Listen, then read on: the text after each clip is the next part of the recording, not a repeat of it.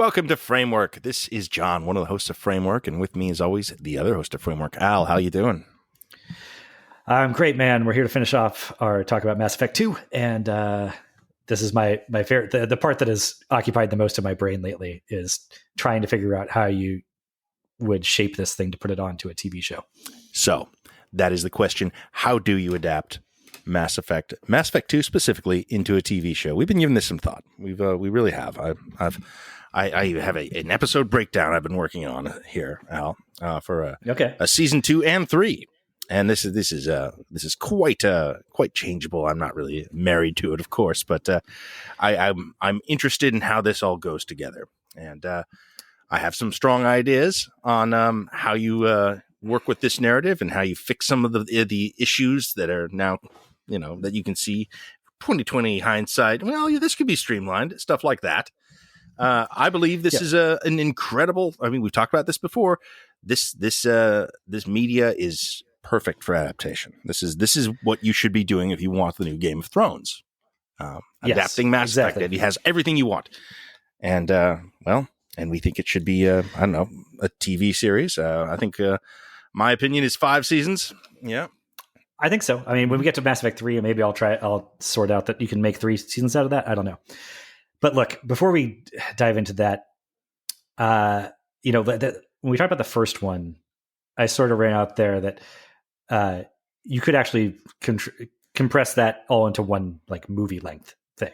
And that it would be the wrong way to do it. Yeah. But you could fit all the important things in there. And then when I said that, we said, but you can't do that with 2 or 3. There's just no way to do it. It's not possible. A truly you could not possibly win with that strategy. I feel like everything that is good about it and defining about it would be lost. Are you about to tell me you can do it? It's with a heavy heart that I have to tell you that I think I forget you could actually get all of Mass Effect 2 into one movie and include almost everybody. Okay. I only lost one party member entirely. Is this a real Seven Samurai kind of like 3 hours, 50 minutes kind of is that at least what we're doing? I think it's 2.5. Okay, man. Let's hear it. Okay. So one of my things in a screen version of this, I asked, do you need to kill Shepard at the beginning? And I don't think you really do need Shepard to actually die.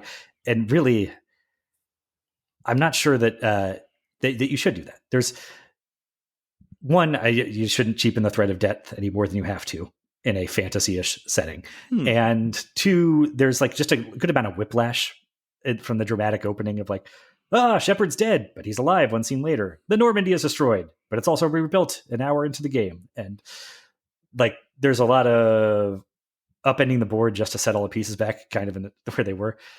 So, but there's other ways. Again, the game needs to contrive a way to take away agency from the player there to force them to work with Cerberus.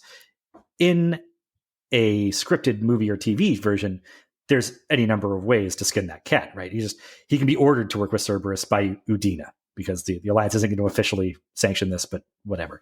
Cerberus can save him if he didn't die.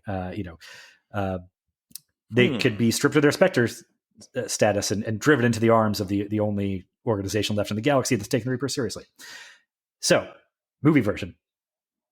I think Shepard dies at the end of the first movie in the Battle of the Citadel. Okay. Instead of the cold open with the collectors. And you do a stinger at the end, a post-credit scene of the end of the first movie of their body being dug out of the rubble by, special Miranda. He's talking to Lucid Man on her headpiece. So then the movie proper opens on Horizon, the for story mission planet, and that's where the Lazarus Project to bring Shepard back is based, and it's being run jointly by Miranda and Morden. And then it sort of opens with the collectors attacking that colony, and they're abducting everybody, and Shepard is just being woken up and is saved by a Cerberus team of commandos, led by Jacob, which already includes Zaid, Kasumi, Thane, and Grunt. And so these are all people that we don't have to do any recruit missions for to get 7 of us here. Or is that 5, 7, 8 with Miranda and Morden? And we're pretty far along already, after the opening. Now, I also think you modify Grunt's backstory. We don't care about Warlord Akir. Mm-hmm. He is just somebody. Morden created him using offshoots of the genophage modification data that they accumulated there. And it's also sort of him working through his, latent guilt for destroying the Krokans, is working on, is there a way to perfect them? Whatever. And I think the fun part of this is, I think this should be ported over to the TV version anyway. You have him like trying to civilize Grunt by putting like more, artsy, elevated cultural material into his tank imprints, and they just don't take. And he's got kind of a fuck you, dad. I don't want to be an artist. I want to be, I want to join the army vibe. Okay. But that can be shorthand a bit. Have I lost you already? Oh yeah. Oh yeah. This is a blast for me. But proceed. Okay. So from there on, if he's working with Cerberus, Shepard insists on, I need to recruit my old friends. So I have some people I trust here, and they say, fine, you can, we'll tell you where Garrus and Tally are. So Garrus is on Omega. He's trying to bust up the mercenary slavery ring, and that slavery ring is selling prisoners for profit, including Jack, who is, the sale of Jack is like the thing Garrus is on to when we meet up with him, and we get them both through one sequence that way. Mm-hmm. Then you go on to the fleet, where Tally Zora is on trial. We're not doing her actual recruit mission from the game. We're jumping right to her loyalty mission, where she's on trial. And we get some of that Geth and Quarian material, which is more important than what's going on in Haestrom for the long term anyway. As it turns out, yes. And then from there, we go to the Derelict Reaper, where we meet Legion. And while the crew is all on the Derelict Reaper, doing their stuff there, yeah. Mm-hmm. The Normandy gets attacked while it's emptied of all the fighters, and we do all that stuff. The Normandy escapes, and we get everybody off. Legion, I guess, probably helps us escape the people on the Reaper escape in his ship or whatever, and then we meet back up, and we go straight from there into the Omega 4 finale. So basically, there's 5 acts to this. You got the opening on Horizon. You got recruiting Garrus and Jack as one, recruiting Tally as one. Number 4 is the Derelict Reaper and recruiting Legion. And number 5 is the Omega 4 finale. Mm-hmm. And if all those are about half an hour long, you got a 2.5 hour movie. Yeah, very. That includes everybody but Samara. Very Rebel Moon, yes. Mm-hmm. It's more complete in terms of Rebel Moon, I think. Yeah. Okay. Also, there's only 2 recruitment missions. Rebel Moon is like 5.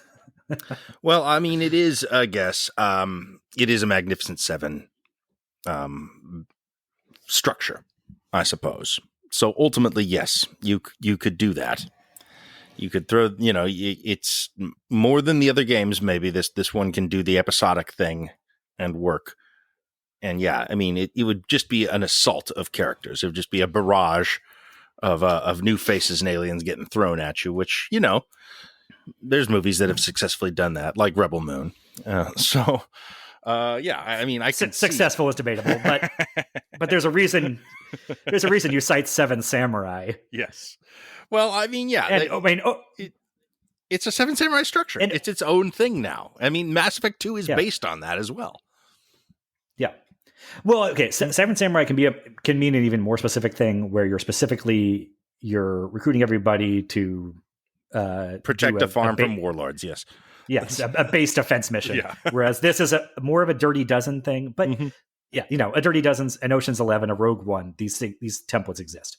And right. The thing that got me realizing, we can actually condense a ton of this, is one, realizing how little story there is in the story missions of this game. Right. In terms of like how little there is to actually learn about the collectors before going through the relay. It's true. There's like almost nothing. Mm-hmm. So we can do all of that in the Derelict Reaper mission. And then realizing, well, if we don't, a lot of these could just be recruited by Cerberus before you get involved. And so that includes Zaid, Kasumi, and Thane, and Morden. That's a lot of recruitment missions we can skip over. So anyway, like, look, I'm putting it out there. We should be ready our minds for when they attempt to do this, and it looks something vaguely of that shape. But the right way to do it is on TV and take your time and milk it more, because there's so much more meat on that bone. Yep, totally. Yeah, I mean, I want to see all this stuff adapted. I want to see all these storylines taken and used. It's what makes these games, you know, and this game in particular. I agree. So I want to see it all. I want to see adaptations of specific missions and stuff, because they are so cinematic and because the character beats in them work so well. You know, why not make that the TV show? It's a perfect format for it. Can I go even farther? Yeah. All right. Here's my proposal for how you do this. Completely the opposite of the condensed version I just did. Sure. I think you need a deranged billionaire for this to work, but we have several of those lying around. Many, yes. They're making rings of power and shit. Right. So it's basically a deranged billionaire project.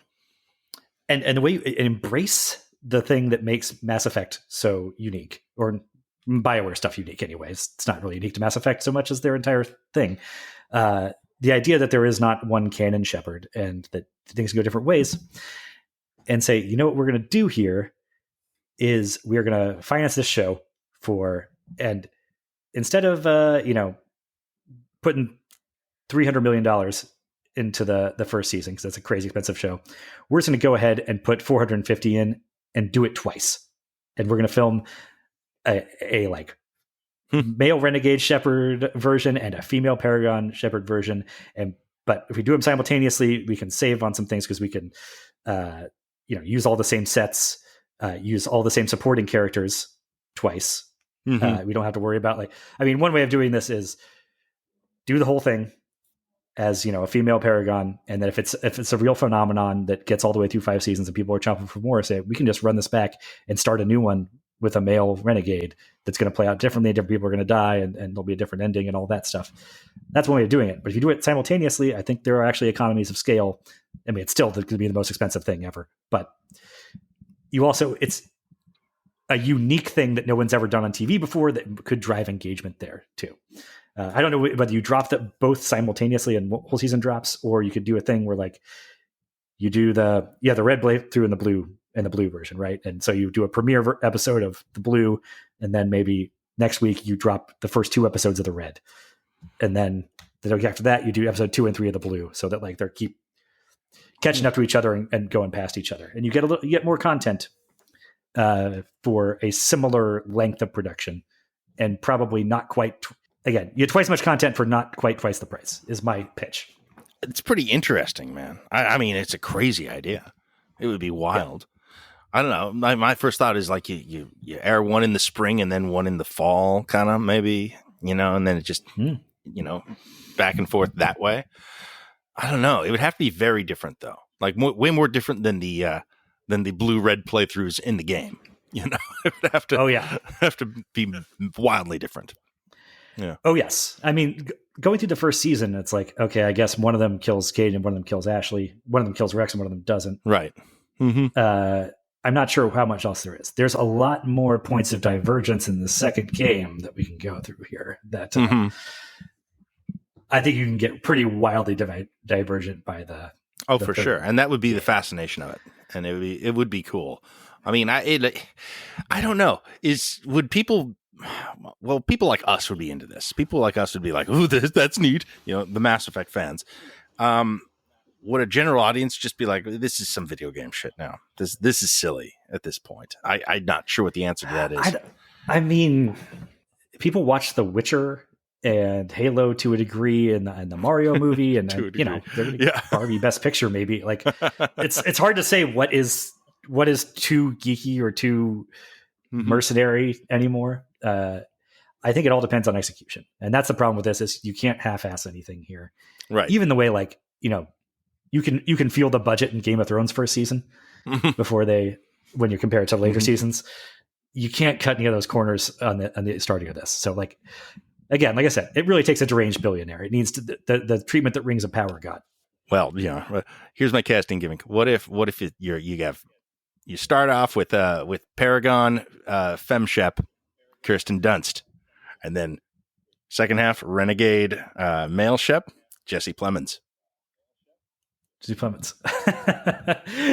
I love Fargo season 2 so much that you're just gonna throw that. They're a power couple. Yeah, They're. I could see both of them being a lot of fun in those particular roles. I mean, look, if we're being even vaguely realistic about this, I think you're trying to do something this ambitious. One of the corners you have to cut is you're getting unknowns for pretty much everybody. Sure, I guess. I think they'd be into it. Who knows? But yeah, I'm. But there's a lot of things. Like it would let you use twice as much of the romance material. That's true. I could get a Liara romance and a Tally romance in here, or a Thane romance if you prefer. I think that one's actually pretty good. But and like I said, it's, if nothing else, it would drive some conversation. Yeah, which is a big factor these days. So it would be something nobody'd seen before. Like and every single thing that, like, every season ending, you would be just like, oh, I wonder how the other one's going to do it. That's cool. Like, I wonder how the other Shepherd will handle that. Who will die in that version, and especially the very end, especially the last season, the final episode. You get to the end of that, and you're just like, oh, I wonder how the other one's going to do that. And that could be really cool, right? Mm-hmm. That could be. It would have to be so different from the games, though. It'd have to be very divergent. That's not so bad. It's good. And you could even go as far as do one version with the AI ending and one version with the dark energy ending. That's crazy. And have That's crazy. Interesting. Yeah. Ooh. But a lot of the same cast and characters and set pieces, that still come along the way. I think that could be very cool. And I mean, look, if I'm pitching this to an exec, I'm telling them, well, the devious thing about this stuff is you can form up Team Blue and Team Red and pit them against each other. Yeah. And have these, warring fan factions but you own them both. And like, that's not so far off of how I would try and convince Disney to do a Knights of the Old Republic universe independent of, you can build up rivalries within your own fandom, but they all pay you. So what do you care? But that's the mercenary end of it. Fascinating. Let's talk some turkey about structure. Yeah. Okay. I mean, I think that, like I said, I think it's 2 seasons of television, Mass Effect 2. I think that the amount of stories can be, I want to see a lot of these adapted. I think not only are they good on their own, they expand the world in a way that's cool. I mean, it's like you would see an episode of Game of Thrones in the middle of season 3 or something that, wouldn't necessarily have a big plot mover, but you'd meet a whole new group of people or something like that. And you'd be like, oh, look at these guys. Oh, they're red. They worship the red god too, or whatever. They kind of have it in a different way than So like, I love all that. And I want to utilize that. I think the first of the 2 seasons, season 2 of Mass Effect, is very much that Seven Samurai thing. It's very much kind of just going and having episodic adventures. And I think we're kind of downplaying the threat of the collectors entirely. I think, they're introduced in this season. Yes, that's definitely one of my notes. Like this. But yeah, it's not that Shepard gets revived and downloaded. The collectors are attacking you. Here's what we know about them, blah, blah, blah. It's what's going on. There's just disappearances. It's a mystery. And we don't reveal the collectors until halfway through the season or whatever. And then we're trying to figure out who they are. They're mythical creatures. Nobody's seen them since before humanity came on the galactic scene. So yeah, we weren't even sure if we believed in them. Yeah. So the action is really just kind of like Cerberus. I think he's resurrected. I think the opening of Mass Effect 2 is a very worthy opening to a season. And I like the stuff about that resurrected Shepard kind of introduces into the narrative. I'd want to keep that in there, I think. The level of how much can we trust him? Is he still Shepard? How much can he trust himself? She trust herself, whatever. I think that's key stuff and very useful for the end of the game. Ultimately, like, how do you know you're yourself or whatever? That sci-fi chestnut. So do you have, I have this as 2 10-episode seasons. Does that sound about right to you? I had 9. intended work. Yeah. Mm-hmm. Yeah. Okay. Because I had like 19 episodes and then one like, well, we'll throw an extra loyalty mission somewhere. Sure. Okay. I don't think I found a place for Jacobs, but that's got to go in there somewhere. So, yeah, it can get in there. So my thing is, though, this might differ from yours. My proposal for the actual second season premiere, first episode of Mass Effect 2, sure, does not include Shepard's death. Okay. I think the opening episode is a mashup of the Bring Down the Sky and Arrival DLCs. Okay. I get that. That makes sense. That's not bad. Yeah. Mm-hmm. Both of these things deal with Batarians and deal with using asteroids as weapons of mass destruction. The Bring Down the Sky one was a Mass Effect 1 DLC where some Batarian terrorists are trying to shoot an asteroid into a human colony to destroy it, and Shepard goes in and cleans it up, So I think there's not much story in Arrival as a DLC, so I think we can mess around with that quite a bit. We can have the original crew of the Normandy dealing with this stuff, and part of it is like, okay, Shepard's called in to deal with that asteroid attack, does it, finds out the Batarians, this is a thing the Batarians are trying to do. They've got a whole base where they're hooking up asteroids to rockets to start using them as weapons of mass destruction. And that's where you go out to the edge of the galaxy to go scuttle that base, and where you find out that, actually the Batarians have been indoctrinated by the Reapers and it's the Batarians in this area, and are trying to open up the Mass Effect relay to let them in. And you have to commandeer one of their rocks that they were going to use against humans to destroy the Mass Effect relay. And now you've got the whole thing where we've created an international incident in space where Shepard is on his way back to sort of, face court-martial for potentially committing war crimes when the collectors attack and kill him or her. And that also establishes why the Alliance is not eager to bring, when Shepard's back to life, bring him back to the public. Because we're trying to keep a lid on this war you might have started. And if you're alive again, it complicates that position. Okay. Here's my pitch for how to do that, though. All right. I think it's the end of season 2.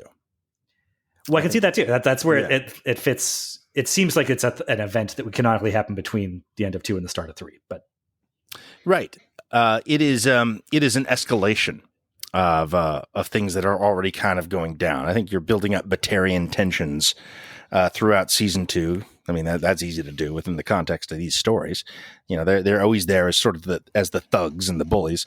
So, they can kind of come to a head at the end of season 2. Even as we're learning about collectors, it can kind of be a bit of the Batarian season. I really like the idea of bring down the sky into Arrival. I kind of get those confused in my head a little because they have similar plot stuff in them.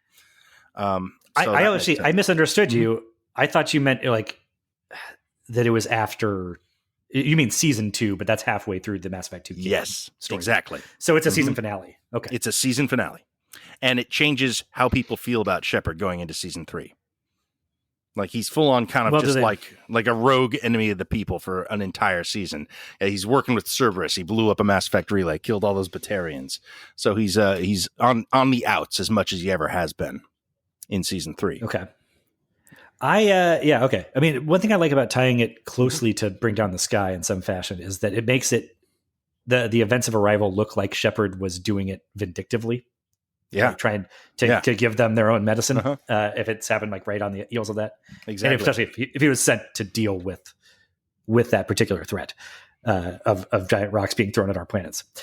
Okay, I had the Derelict Reaper mission being the first season finale because that lets us get Legion in there at least for a whole season's worth. That's true. There's nothing. Mm-hmm. Yeah, there's nothing to say that we need a mission countdown in our version of it after that. The only thing that gives me pause about putting Arrival at the end of the season is it is ostensibly kind of the same as the same finale as season 1, just lower stakes, kind of just on a lower scale. But I think that's a problem if you put it at the beginning of season 2 as well. I think I see it as less of a problem there because, it is sort of like we're dispensing with that early on. And then it's like almost a reassurance. We're not just going to be doing the exact same thing again. Now we're moving on to this other thing.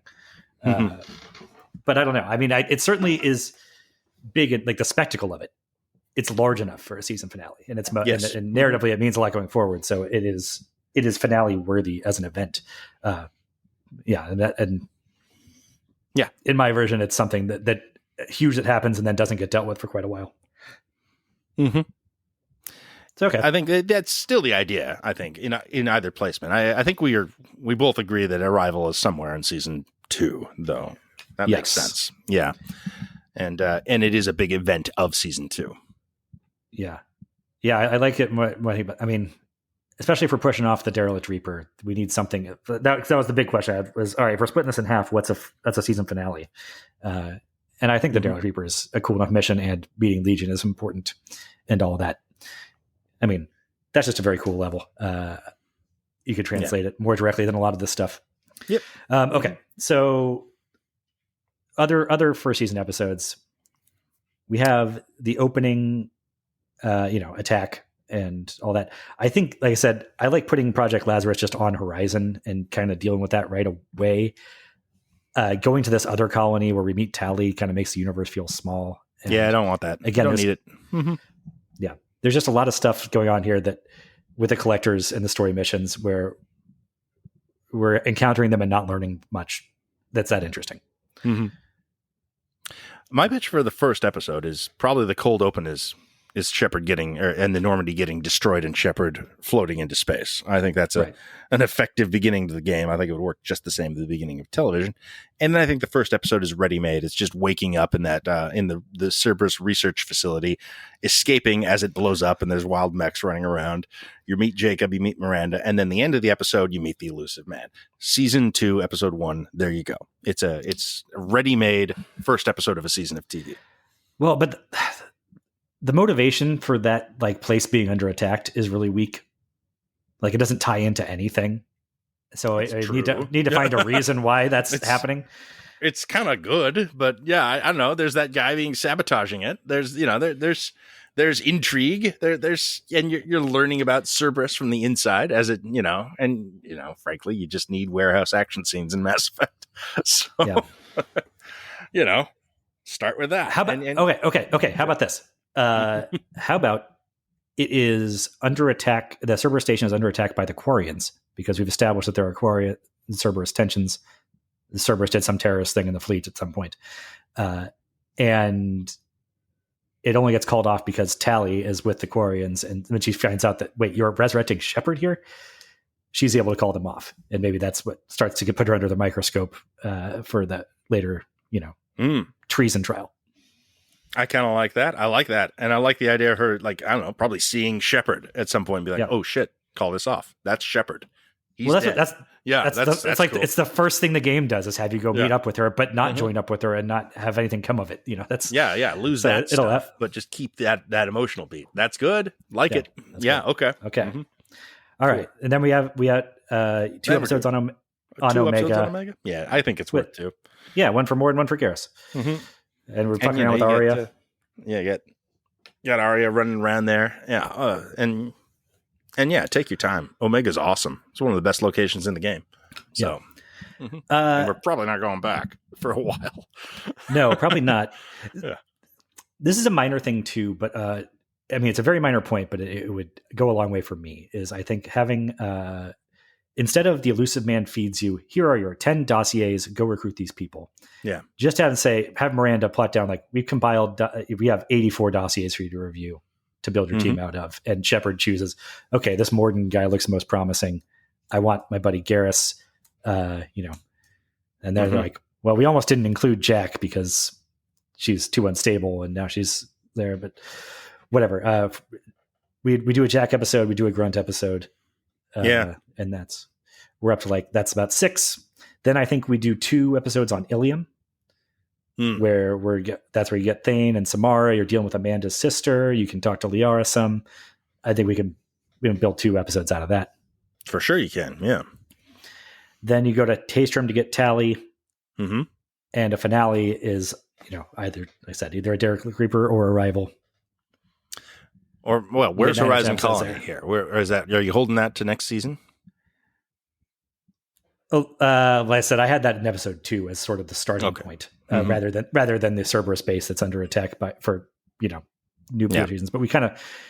I was thinking like later, like second half of the season, you do a Horizon Colony episode to kind of like, oh shit, here's the collectors. This is what they're about. And, and you get to see your old friend Caden or Ashley again.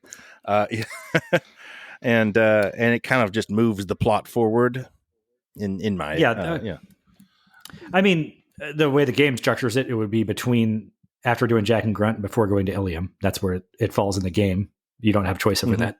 It forces it on you, which is a fine enough place for it, I suppose. I mean, you could make it into a season finale, I guess, if you're really trying to stretch things out, or if you're trying to go 6 episode seasons. No, yeah. You doing when's I mean that chunk up for you? That's if you're doing 3 seasons of this, then they could be 6 episodes. Is what I'm saying. Not that you want to go like lower. Anyway, T'Chaka's in season 3. Okay.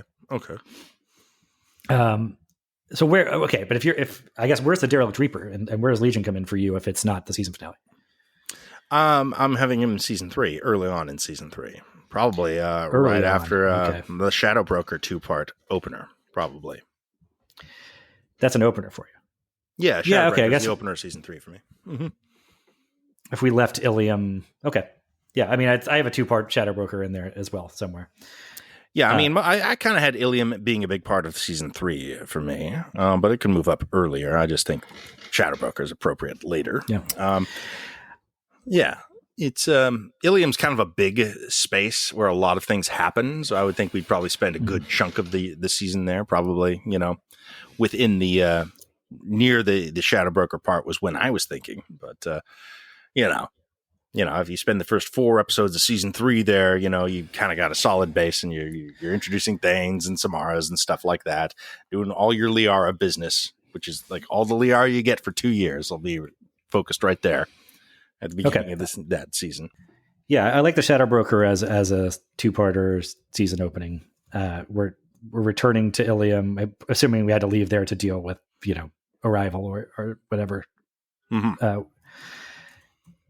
Suddenly, and we're going back to talk to Liara more and like finish up business there at the beginning of the season. That's fine.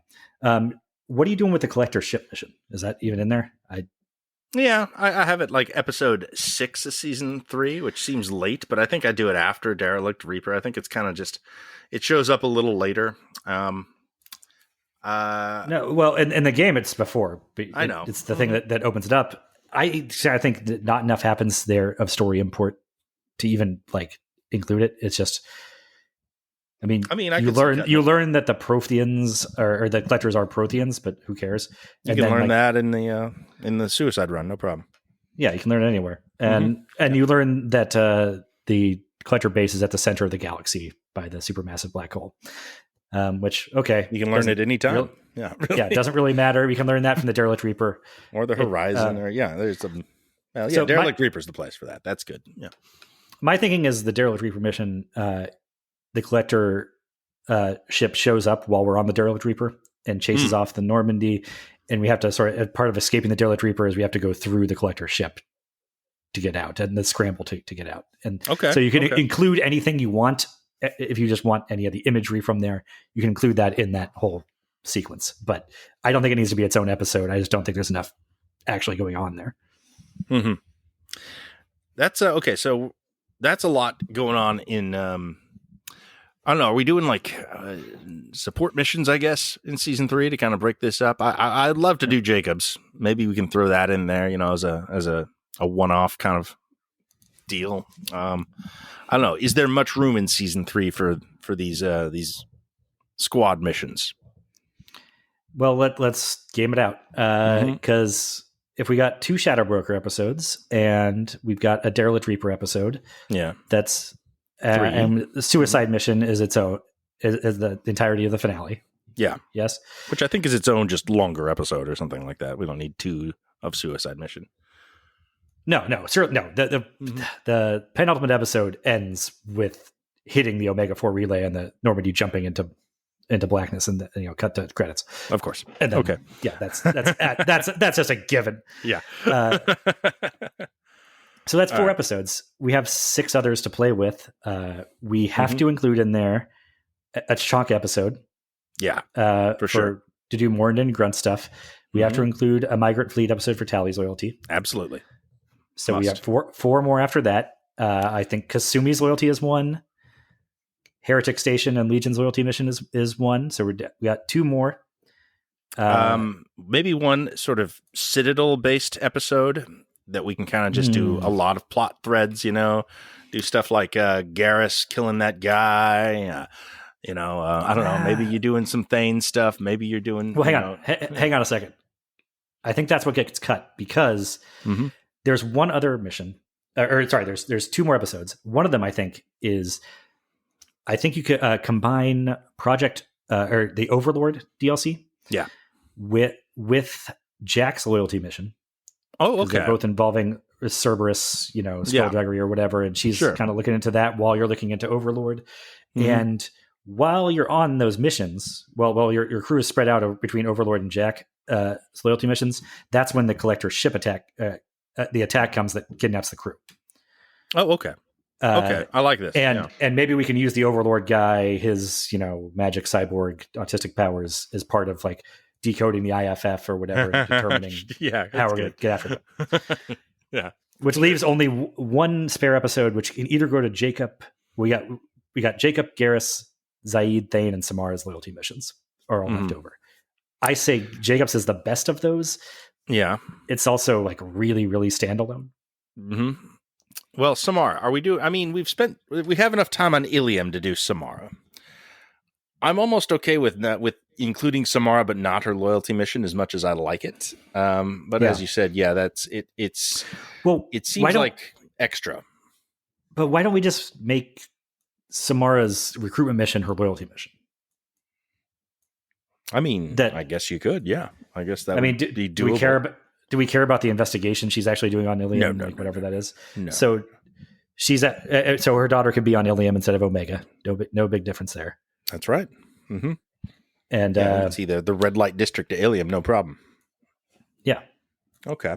Yeah. If you'd prefer that, I like that. I don't know. I mean, it's a lot of information on Justicars coming out at you once there, but still, I want Justicars in this. I love my Justicars. So I'd vote for that. I'd be into that. And I like the idea of there being an Asari that isn't Liara in the game. Like, it wouldn't be otherwise, really. So yeah. Well, we'll get a little bit of Arya, but not a ton. Right. There is Arya. Mm-hmm. But yeah, I like them just being a bunch of these characters, running around. So the more, the better. I mean, it's the. But so that can be folded into the Ilium, the stuff in the first season. Then absolutely. And then I say forget Zaid, forget Garrus and Thane. Let's just. Maybe after Liara becomes a Shadow Broker, she finds in the Shadow Broker's information, like the information about Jacob's dad's ship. And that gets us onto Jacob's mission. It's early in the third season, I guess. Yeah. Okay. Before things have really kicked in. And maybe even he can ask for permission to go deal with that and take somebody while you were off going to the Migrant Fleet and helping Tally. You can split people up at that juncture. Yeah, maybe. I don't know. I think the Migrant Fleet, I want to spend like pretty much an entire episode just Migrant Fleeting, doing, okay. Just doing a mock trial. I don't want to cut to this other intense shit. But you could break up Jacob with some other stuff, I suppose. You could send another team off to do things. I don't know. I like joining Overlord and Jack. So let's see. What's another thing that would split well with Jacob? We have Kasumi's loyalty mission. That's its own episode. That's so much fun. Yeah. But it's also one where other people could be doing other things. I mean, I guess we're not keen on like cutting across the galaxy for completely different. Like, cutting between two things. But yeah. Yeah. But splitting different parts of the team up while they're on Ilium to do different things is one thing, or on Tachanka to do two different things. That feels more connected still. Mm-hmm. And even Overlord and Jack, that's the idea of. We're looking into a couple different Cerberus. Thematically similar. Yes. Yeah. Mm-hmm. Okay, so perhaps, what do we think? I don't know. That's a good one we can just sneak in there. Now, Grunt's got his thing. Thane. I don't know. Maybe Well, we talked about last time, actually, we mentioned in passing, we could fold Thane's loyalty mission into Kasumi's mission. If Needs be. if his son I don't need Thane's loyalty the mission at all, target for to his be son. honest. Yeah. I don't either. Okay, well, you know what? There's so much business that you can always deal with, just crew members having conversations. Maybe it is an episode that is entirely just Jacob's mission, and the rest is, just all the stuff that is so enjoyable in Mass Effect, like crew interactions, and just have these characters have a scene together and what they're up to. And, you get to see some stuff on the Normandy, and you just catch your breath for a week kind of deal. Maybe that's what it is. Like, we don't need to cram that much incident in. Yeah. So in regards to that, I was trying to think of like, what are other crew pairings that might pop here? If we're trying to take some of the pressure off Shepard needing to be everybody's best friend, and who might find it. And so I had the idea about Morden and Grunt, and Morden actually being Grunt's dad more, and him rejecting that. Maybe he's like, Grunt's trying to adopt Shepard or Thane as like, no, this is my real role model. He's a killer dad. That's who I want to be like. Well, I was thinking for Tachanka, I think it would be fun. It's nice that, when Grunt is like, I pick Shepard as my champion or whatever. I don't think you need it, though. I think you send Shepard and Morden off to do Oppenheimer stuff, and then Grunt hangs out with Garrus and Zaid, and they bro down on the bro mission there. I think that would be fun. That's like fun. Yeah. For like, Garrus, oh shit, we pissed off an entire clan. Like it's almost comic that plot line. Yeah. It's the Hangover. A little bit, yeah. With guns. Yeah, that could be a lot of fun. And Garrus knows Rex at least, so he's like the way in there too. It makes sense to send him with him. Exactly. Yeah. Okay. For Garrus, I thought it might be it might be cute if he had a crush on Samara. That's cute. Or it's like kind of intimidated on her, kind of horny for her. Or maybe you could do a Kasumi romance with him. I thought that they might be an actual because there's a bit in Mass Effect 3 where if you're not dating either of them, you can walk in on like Talia and Garrus have a romantic moment towards the end, and that's something like I kind of buy that. Whatever, it's the end of the world, and this is like one of the only people that they know the best and is around. But I don't buy them as a real love connection or anything. So I don't know if I would. Oh. Yeah, but I could see Kasumi having some fun with Garrus and like liking to tease him, and he has more of a sense of humor than Thane or Zaid or whatever. But he can come around on that. Again, we talked about last time. I thought Thane and Jack might be an interesting just oil and water combination. Yeah, that's good. And then maybe a way to get some Jack romance stuff in there is with Jacob, maybe like she's going to desert, and there's a whole. Maybe she's like on his loyalty mission with her, and she's like planning on abandoning the mission, and he's trying to convince her to stay, but she's just like, no, I'm not.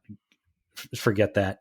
But then he gets killed, and and she reverses course after he's dead, kind of out of it. Well, fuck you. Now I have to do your thing for you. But because she's got feelings under there somewhere. Yeah, that's an arc I want to maintain, and if she has, I suppose that the guards don't have to fall to Shepard specifically to maintain that. In fact, maybe it's better they don't. If you have this huge ensemble to work with, Jacob is probably the character best positioned for that. Even if he dies, she doesn't need to be in a couple at the end. She just needs to have the sort of the arc of finding, family stuff. A real Fast and Furious kind of situation for Jack. I think that works. Yeah, and she we kind of talked about that last time too. That her arc in Mass Effect 3 is really satisfying, but it doesn't really require the romance for it to go through. It literally is Nebula. It's just Nebula. Yeah, right. Before Nebula, it works great. Yeah. Yeah. So, but if the one guy who was nice to her gets killed protecting her or whatever, then she's now guilt ridden and especially like resentful about like, what? This is not. I'm not supposed to be the fucking righteous.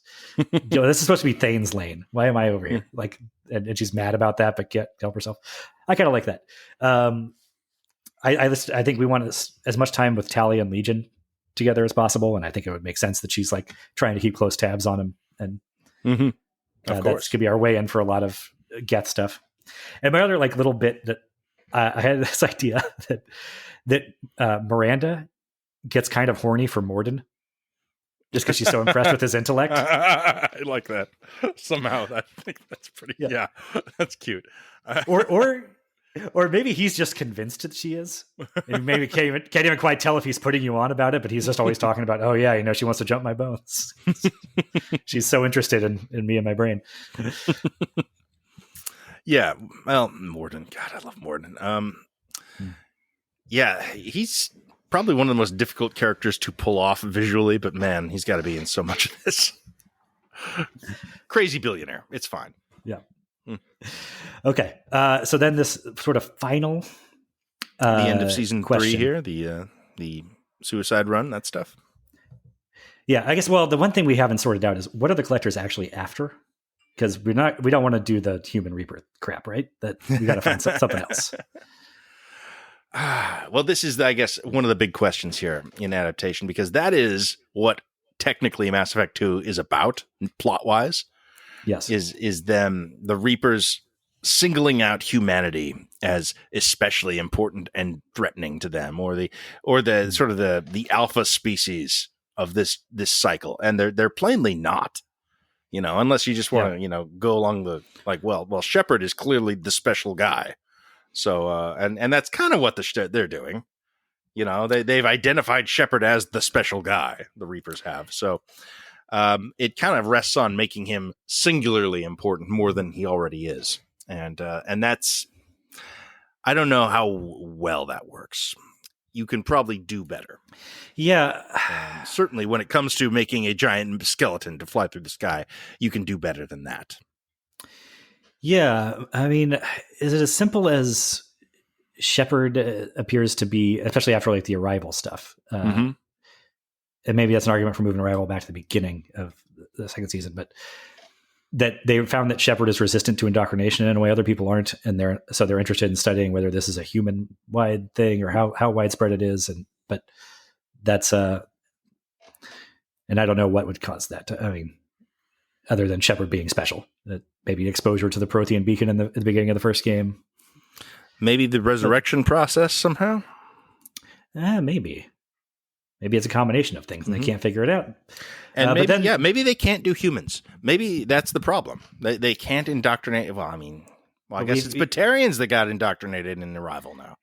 Yeah, but they're going to get to it. They're going to get to Dina and the Elusive Man in the second. Well, that's the twist. Maybe that. Oh, maybe they actually. It worked. They succeed. It worked. Okay. Uh-huh. Okay. Yeah. Okay. That could be it.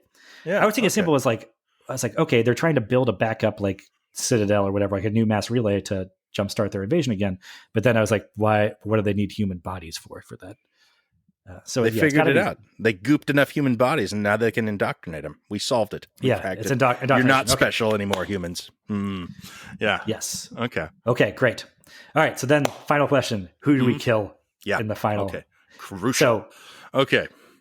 I think the totally off the board have to be around for later is Mordant, Tally, Legion, Garrus. Yes. Their Mass Effect 3 stuff is way too good to be doing with any knockoffs. Absolutely. I'm going to throw Jack in there too. Yeah. It's not narratively important, but it's just satisfying to see her new position there. I think Jacob, Saeed, Samara, totally expendable. Yes. Yeah, I'm afraid so. Samara, I don't know. I almost like the idea of setting somebody up with seeming importance, and then they're off the board. I want to do that with one person, like Pedro Pascal in Game of Thrones style. Just Samara's probably a good one for that. I have to admit, even as I do want to. I don't know. I think you can probably still do the convent and the banshees in the third game without her, actually, if you want. Yeah, or we could skip it entirely if we need to. We'll figure that out. Okay, we'll figure that out when we get. Oh no, they can be around, but we don't have to have the con for that specifically.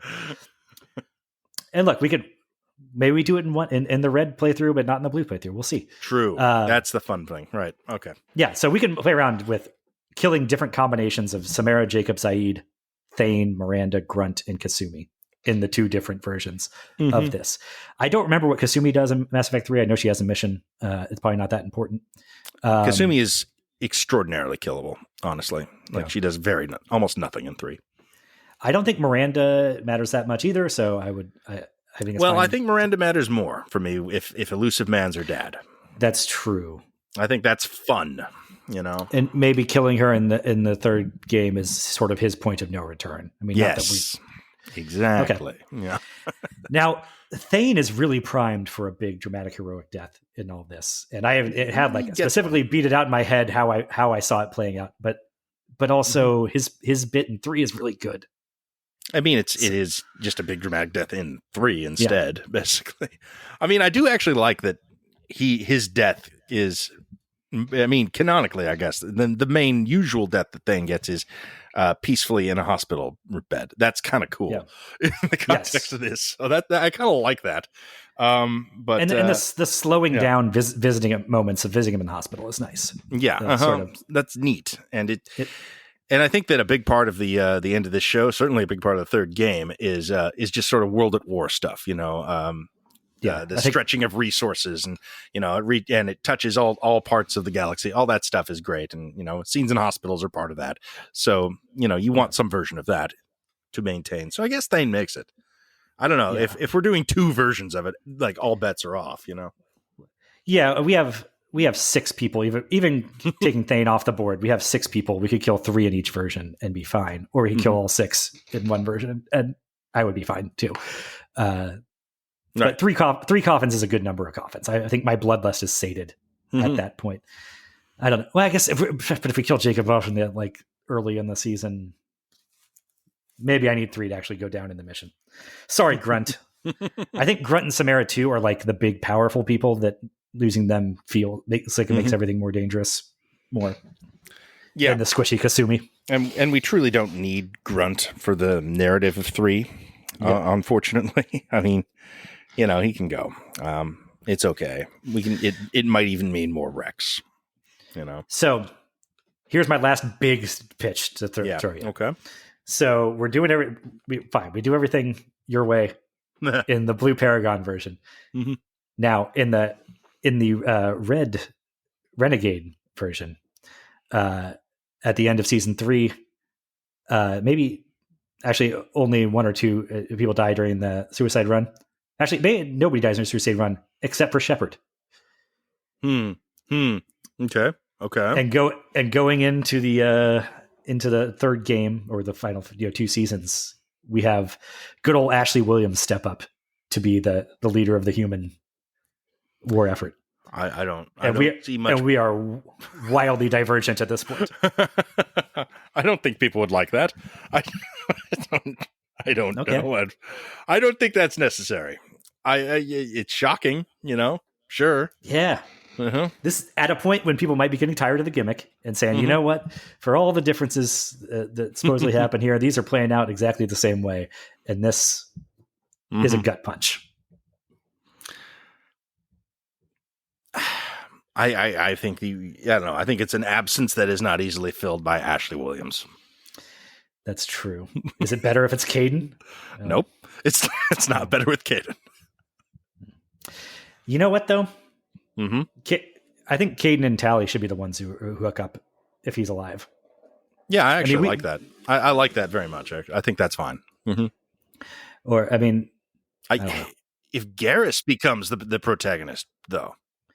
Yeah, well, Garrus definitely steps up in that version. Yeah, if Garrus is now the guy, I'm a little interested, just because then it's really Elseworlds. Then it's very different. Yeah. Yeah. Well, it's a 2-hander then between Garrus and Ashley. Let's say. I mean, look, we're doing in this version, we're doing a very different characterization of Ashley, much like we are with Caden. But I don't know. I mean, they're good characters in this. Sure. Okay. Yeah. And if we put Caden might actually be able to do the Jack romance if we got him onto the ship in the second game. Yeah. There's no reason we couldn't. Yeah. I mean, just cut him being sort of a pouty bitch, and he can just join up. That's fine. Right. But I think it has to be sort of a nice guy that is bringing Jack around. Is the thing we're getting at there. But okay, there's a lot to chew on there. I mean, a lot. Yes, a lot of ideas. Like if I sold you on the 2 playthroughs thing, that's one thing. If I can't sell you on killing Shepard, then fine, I accept that. No, the 2 playthrough thing is fun. I mean, that's kind of without precedent too. That's why it's so impossible to imagine actually happening. But I mean, look, I'd be fascinated. That kind of experimentation is exciting always, and I really wish somebody would have the balls to try something like that. I think they've probably tried something like that in this streaming age. I don't know. I mean, that Black Mirror episode that's choose your own adventure is kind of a step towards that, in a way. Game, it's a video game mechanic brought over to kind of personalize the experience a little bit. Yeah. I don't know. It's an interesting idea, and it's interesting because it's so video gamey, which is now obviously quite desirable. Yeah. And obviously when Super Mario Brothers is the most popular film of the year, shit like that, there's probably even more appetite for this than there was 3 years ago. So yeah, it's unprecedented, so that's a little exciting. It also allows you to have your cake and eat it too as a fan, because you get to get more of everything and different. You don't have to choose between your different versions, right? And you can be pitted against each other. You do choose between them, and you're just like, blue is better than red, exactly. Or whatever. Yeah.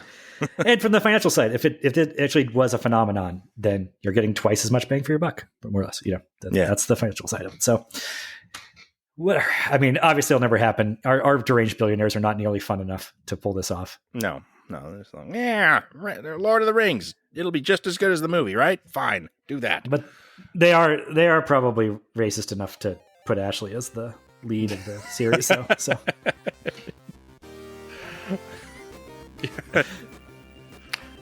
Okay, bye everybody. We're done.